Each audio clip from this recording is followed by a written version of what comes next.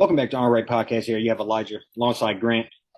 Last week of no football here. We have Michigan football coming up. Last week of Lions preseason just happened. A couple more weeks of practice for them. We're going to be a full force. Hard Knocks episode was yesterday. I'm going to throw it over to you here. Just kind of what was your overall thoughts of the episode three of five? I think it was four, the fourth one. But it's yeah. But yeah, no, yeah, fourth episode, I think they got one more next week. This episode, I think this was probably my favorite one so far. I just liked just the intensity in it, with it being like the last preseason game of the season or of preseason, and then yeah, I mean they had the player led practice, which is kind of interesting. I mean that's something I'm not all that much of a fan of, but whatever. And I just thought the fact that they were, it was the cut, like the last week before they started making cuts. So, I loved a lot of the conversation with personnel and, Campbell talking with Brad Holmes about, how tough it is to figure out who they want to keep and who should stay. I just think overall it was a solid episode and just, had more players, more interactions, heard a little more from Jared Goff here and there.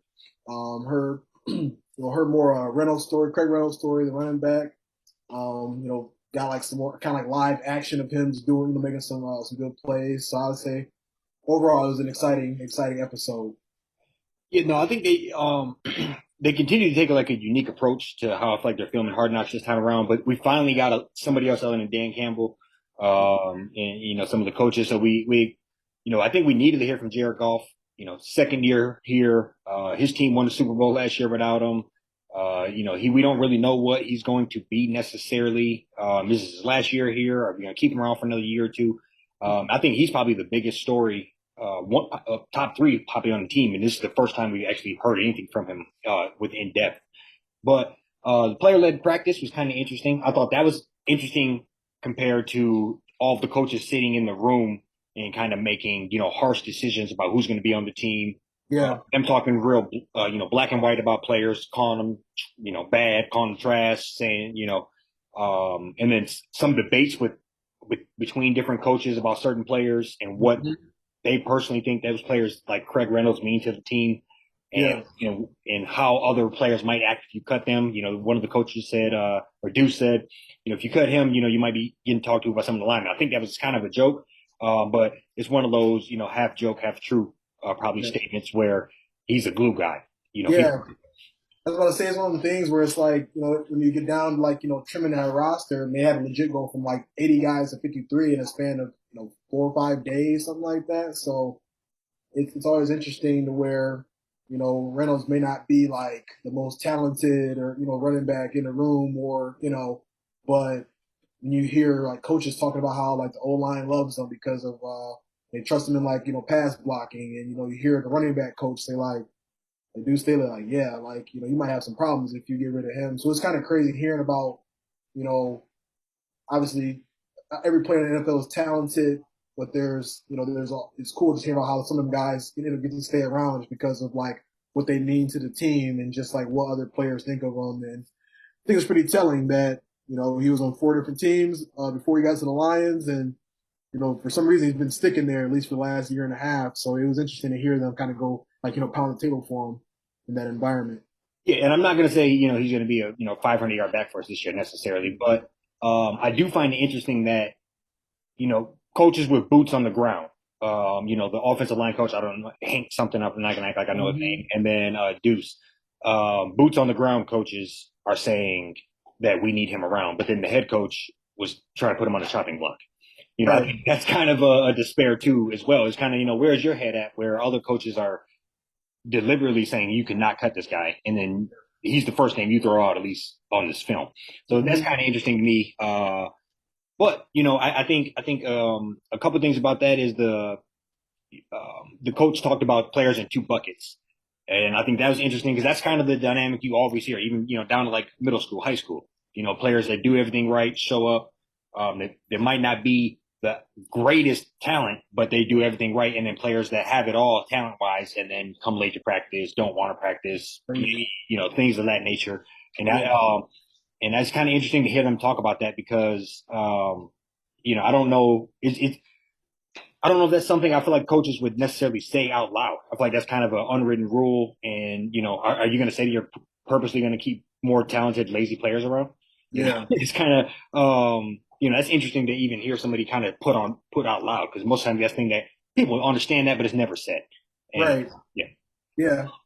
Yeah, no, that's a good call. And I mean, I think just another thing with episode 2 is like, I know we kind of talked about how physical the practices were, but I think I kind of appreciated this one being like, they were like, okay, this is the last practice, like before, to kind of end things. And I mean, it was crazy, like, once again, just seeing Hutch do what he does. Like, he's definitely looking like he belongs. And I know it's still early on, but I always, talk about, I think I told you a few different times, like they say players are very, like, people know very early on if guys got it and don't. Now, granted, when they get in, we'll see what happens to them, when he starts playing in the regular season and such. But I mean, just showing him he's winning his matchup one on one, quite often in the backfield a lot during the practice. Just really doing his thing. Even when I think he played. The starters played some extended time against the Steelers, and he was right there. I think he might have had credit for like a half a sack. So just seeing, his continued production, because yeah, I mean, I still feel like the defense is going to be in a tough spot this year to where, they're going to be giving up, quite a bit of yards, quite a bit of points. So hopefully he can at least, help with the pass rush and, make an immediate impact. But yeah, I mean, I think overall just the intensity with that and even the game, I mean, seeing, Doyle throw that pick and then you see in real time, like Campbell's like, what was that? You know what I mean? So it's just like, you kind of knew right there, like, he's done. Like that was probably the nail in the coffin because I don't think he came back into the game after that. They let Blau kind of go in there and redeem himself for he might have, but yeah, I don't think so either. I'm not sure if he did. Yeah, but I don't think he did. At least at that time, maybe in the second half. But Blau came in there and was fighting. You kind of saw that in real time where he's getting beat up. Yep. Like O line not blocking, he's still getting the ball out. Limping around like. They're saying on the sideline, like, does he want to come out? You think he'll come out? And then people are like, oh, no, there's no way he's coming out. Like, just Yeah, you want that rock. seeing that. Yeah, like I said, just redeeming himself. I mean, it's unfortunate that he ended up getting waived anyways, and they, ended up moving on and getting a better backup quarterback. But I mean, at least he wasn't cut. So I'm pretty sure if you get waived, you can.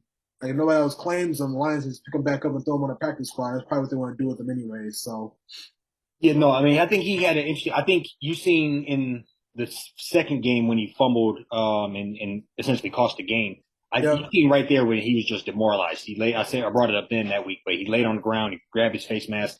So I think right then and there, he kind of, you could tell he was demoralized. You could tell that was a major shot or blow towards his chances on the team. yeah, You're directly correlated to a loss here. So I think that was always tough. And then, but I do appreciate him going out there and fighting, but the NFL, not for long. And, yeah. it is what it is. It is a business out here at the end of the day. But, Mm-hmm. no, I think the team is shaping up okay. I think, like you said, the biggest question mark is that defense. They Yeah. had a whole segment on them. I think, what did they say? They completed in practice 16 of 18 passes on them.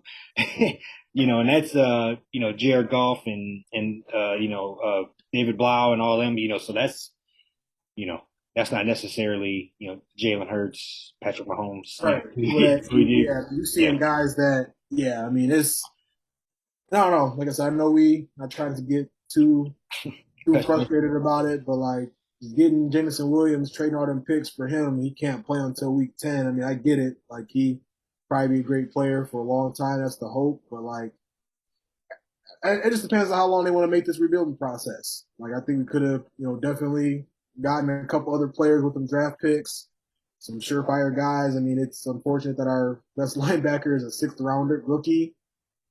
We'll see how we'll see how that translates when he's seeing, Saquon and all them coming off the backfield. You know what I mean? When it's a kind of a different ball game. yeah. Because he looks good, but and he's playing. I'd say he's playing against like the ones here and there too, but it's not always like everybody's one. So Right. It's long 16 or 17 games. right, And right. then the offensive coordinator is going to find out what you can't do.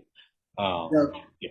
yeah, that's a fact. So yeah, I mean, like I said, the roster's starting to shape out, and we'll kind of be interested to kind of see how the next episode starts off. I'm assuming it'll be guys clean out lockers and just hopefully they're kind of able to throw a couple more players into the mix. I'd love to see, maybe Jameson just not really with it, but at least kind of see him talk a little bit. Yeah, Say, one's in.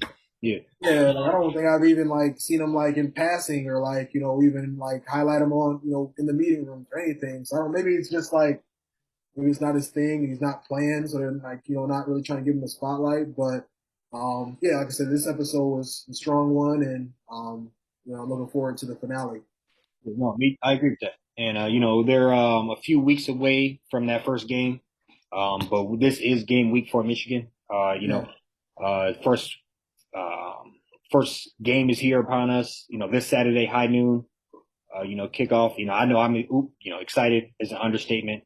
Coming off Big Ten championship, coming off playoff appearance, and yeah. So no, I'm excited to see what we can cook up this year. Harbaugh said a little something about the quarterbacks.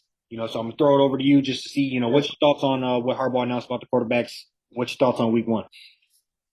yeah. I mean, I think best case scenario, like I know we talked about. I said how I was pretty much at peace, like letting both of them go at it.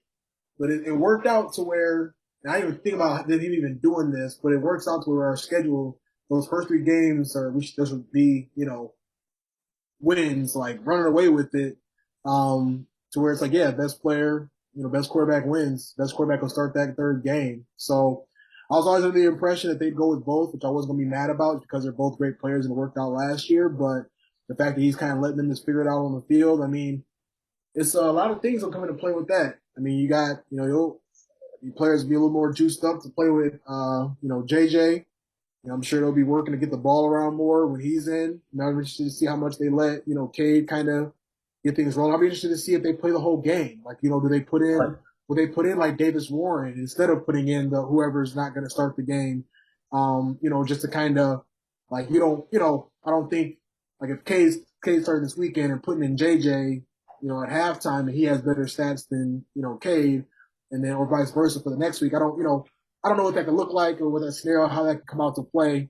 But yeah, I mean, this is a Jim Harbaugh type deal. I think I told you at one point, I mean, I feel like we had like, Alex Smith and Pat Mahomes or, Alex Smith and Kaepernick. I mean, I feel like we're kind of in that same situation where everybody around is just like, they want Harbaugh to pull the trigger, but, I think he just, I don't blame him. He likes what he sees in Cade, and Cade ain't really giving him a reason quite yet. Right. Take the keys away completely. Yeah. No. So I don't want to misspeak. So Cade starts week one versus Colorado State. Colorado State. Okay. So I know I agree with I didn't really think about the players potentially being more amped to play with one quarterback over another quarterback. I do think there could be some of that because they're gonna probably run different, you know, they're gonna mirror each other to a certain degree, but different offenses. Yeah. And at least different wrinkles within the same offense, I should say. But yeah, no, so that's interesting. I know when we originally talked about this, I said I would start JJ McCarthy off the gate the first couple of games, and if he fumbled it, give it to Cade. But I guess I can see them trying to do both. Yeah. As far as whether one would get in the game or if not, so if let's say Cade goes out there and squad does their thing and they're blowing them out, come fourth quarter, I would imagine you would bring in the other guy, just to kind of get his feet wet. You don't want to. I don't know. I don't really see the reason to bring in a third quarterback necessarily in the mix. Yeah. You probably bring in another guy just to kind of get their feet wet. That might be a slight disadvantage if you get a quarter of one game and then come in the next game ready to roll. But I do think it might be kind of set up for JJ overall because you're playing Hawaii. Second game, it's a night game.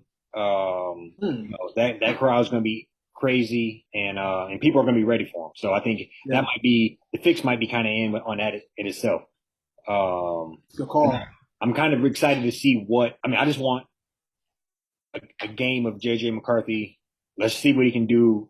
Let's see if he, if he can. He's great in spurts. Let's see if he can put it together for a game. Yeah, yeah, and I think both of the teams they're playing are pretty bad. Like Hawaii just lost to the worst team in the SEC by like 45 points last Saturday, maybe even more than that. And Colorado State, I mean, they're D1, but they're like like lower end. So and yeah, I just can't wait to see what they're gonna do because I mean, what if like JJ comes in and throws a pick or something, you know what I'm saying? Or like they decide they just want to run the ball because it's 45 nothing at half or 38 nothing at half to where there's a lot of different scenarios, but I feel you. I mean, it probably make a ton of sense to kind of throw Davis in the mix, but No, I mean, I think we know what we have in Cade for the yeah, most part. Solid, dependable, not going to turn the ball over too much. right, Also, not going to light the scoreboard up. yeah, He's just very solid to more than a game manager, but not great. And right, and I think we don't know exactly what we have with JJ. So I think if he does go out there and throw a pick, then that would be alarming to me. You shouldn't be throwing a pick versus Hawaii. This isn't Michigan State or Penn State or Iowa on the road or any of those type of nights. This should be pitch and catch. yeah. It's simple as it gets. And if you are turn the ball over, fumbling, that's what he did for State last year. Mm-hmm. So I think we need to see a perfect, clear game from him. Now my question is, what if he does? What if he's lighting it up and he still throws a pick or two? What if it's like a 4 touchdown, 2 pick game, and you're like, damn, what do we do? Yeah, Receiver really dropped that one. Then we start talking ourselves into it. So, right, yeah, no, I think that's where it really comes in a problem. Or if he throws us like a 4-1 game, we get deceived. yeah, And then, then come Big Ten, it's a 1 touchdown, 4 pick game. mm-hmm. Yeah, I'd rather roll with the guy who's not going to have any turnovers with maybe 1 touchdown. Right, Yeah. yeah. So you roll Cade? If JJ ain't playing perfect ball, really, I will. You got to be playing damn near perfect. It'll be real Because telling. I know the mistakes are going to come because that's the type of player he is. So we need perfect versus, sister of the poor schools. We need. Yeah, I know one thing for sure. Like, I know that big test going to Iowa at Iowa. Like, we find a way to lose that game, it's gonna be JJ's show from that. It'll be from Yeah, just 100%. turn the page, 100%. And yeah, like I said earlier, this is just such a hardball type thing. Like we were talking since even like early this time last year of like Can we start him? Yeah.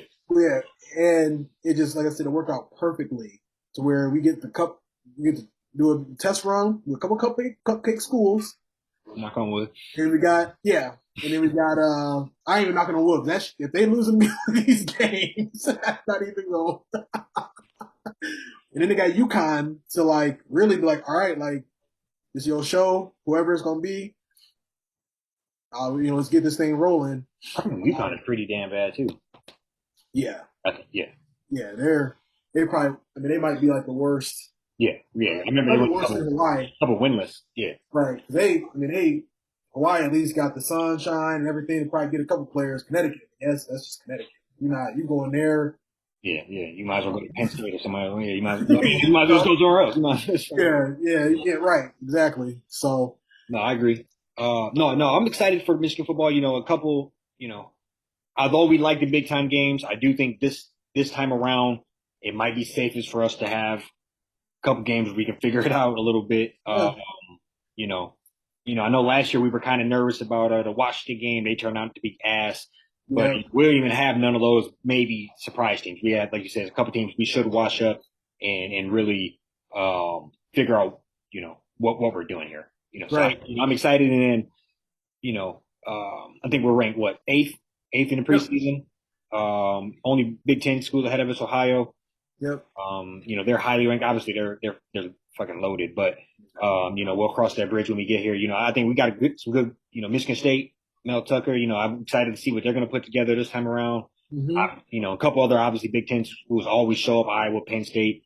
Yeah. I think obviously the Big Ten ain't never a easy run here, so I think we got some great football ahead of us. Yeah. And then we see we don't see Wisconsin this year. We see Illinois. The schedule is favorable overall. Mm-hmm. All we really got to worry about is just Penn State, Michigan State, and Ohio, and obviously going to Iowa too. That can always be a little. That's what cost us a couple years back. Yeah, we would have been outright to the playoff. We would have been able to win that game, even losing to Ohio. But yeah, it's so it's finally here. We've been waiting. It's been some dog days of summer trying to get to this point, but on a couple more games or a couple more days, we'll be kicking things off. No, sure. You got anything else for the people? That's all I got, man. Go blue, and we'll see what Cade got for us this weekend. Sir, go blue.